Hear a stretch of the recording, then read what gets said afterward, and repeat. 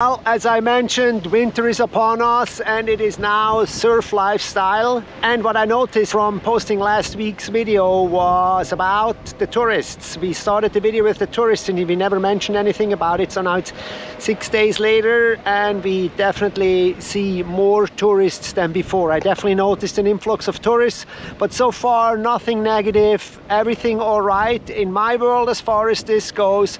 My hotel job, on the other hand, hasn't come back in quite a while, so occupancy still super low out here, but we do enjoy winter and a surf day here as it is really nice out. The fall break was nice and I haven't been down here in a while, and one thing just always comes painfully clear: driving through the burnt out zone is just not cool. It really bums me out. We've seen more tourists now, that's for sure. The traffic has increased, which now makes me also aware that we once had 3 opportunities to get through Lahaina to go to the other side of the island. Now there's only 1. So good luck with the traffic shit show there at some point. I'm here stuck because my insurance adjuster hasn't worked on my claim yet, and I would really like to move back into my office sooner than later, because working at home, not really ideal. I can really tell how Lahaina fire has moved out of the public eye. Other than if you're in Hawaii, the searches for our catastrophe here have diminished. The views on my videos have also diminished,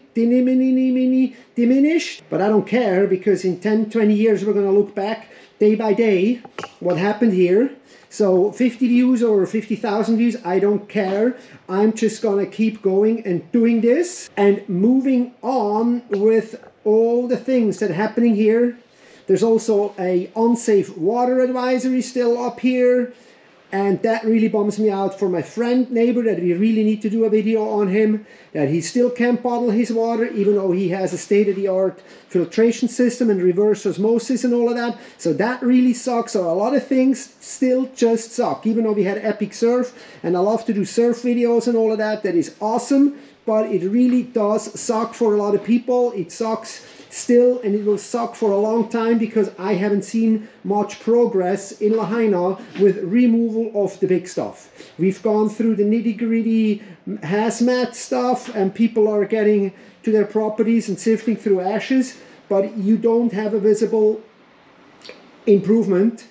And now the tourists are coming back, and you know what, maybe it's a good thing. They can just see all of that. They just see like, oh, I totally forgot, Maui is still yada yada yada. Like, no, Maui is still not. All right, there is a new opening. The local boat ramp opened for local fishermen and everybody, and I of course had to come and check the surf. But there is a sign here from the DLNR. Coast Guard boat out there, and as we read, you should not be in the water, but I don't think you must not be in the water. It's a different thing. So maybe, I don't know. Tricky here. They have an office set up here behind me. There's a little office there, but nobody's here yet. Coast Guard boat over there, so that's going to be interesting. But hey, actually driving down to the shoreline here, there is no burn damage. The boat yard is fine. The neighborhood on the side is fine. The long strokes and the Safeway is fine there. So this is kind of like a little enclave here of where nothing has been damaged, and it's really nice, and it's been opened up.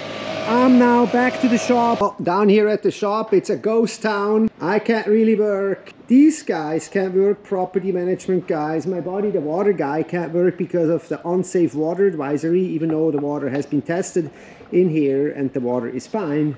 The baby rental people, of course, they have no business. The wood carpentry guys, they are busy doing stuff. From what I see, they're here every day. We have down here a warehouse of a local furniture shop. Well, that burnt down. And further down are guys that brewing kombucha. They can't brew either because of the unsafe water advisory. And then around the corner is 2 little retails, one with the promotional items that you can order if you need some bags of promotional items for your business. They're pretty slow. And around there on the other side was a restaurant, lunch place. Well, that can operate either. So this place is a complete ghost town 2 months after, and it's gonna be a long time for business to grow back here the way it was. It's gonna be hard. I hope most of the businesses will make it, because that's another thing. The longer this takes, particularly with the water, those businesses are eventually going to go out of business. And so this is going to be a small trickle effect. And if you have never heard the word gentrification, you should look it up. Let's see how that goes. This is why I'm making this diary. Okay, today is work day. We're shooting some how-to videos for foiling.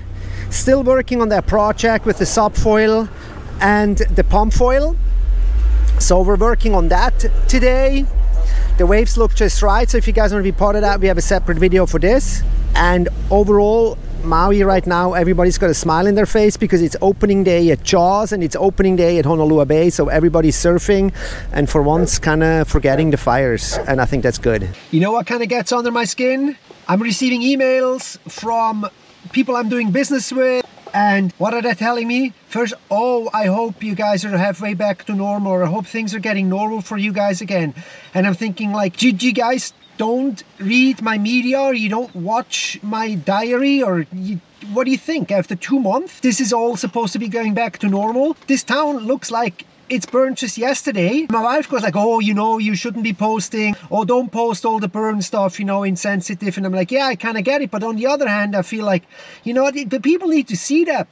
This is already for long forgotten for most people. And I drive past this almost every day, you know, and what happens, you look up the hill and you're like, ooh, you know, like you're getting the anxiety again and think like, gosh, you know, this is all so omnipresent and imminent still. And people that sent me an email like, oh, I hope you guys are doing fine by now.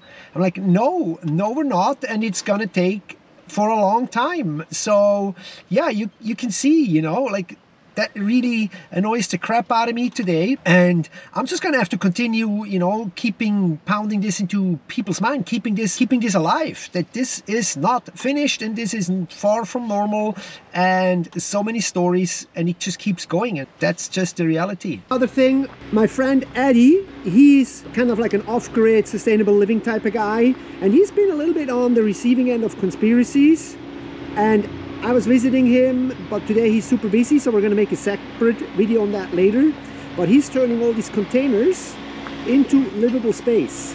He's turning these into livable space. He has a farm back here where he grows food, all to give away. Nothing for money here, all through non-profit. How cool is this? And then some people think like, oh, you know, they're doing this, they're doing that here, ripping other people off, while this is all just to help the community. If you guys like my video diaries, please subscribe, please click a like button, please help to make this go viral. So many people think we're already half to normal here, while it is just not the case. And I'm vowing to continue to inform our community what's going on around. So thank you guys so much for your support.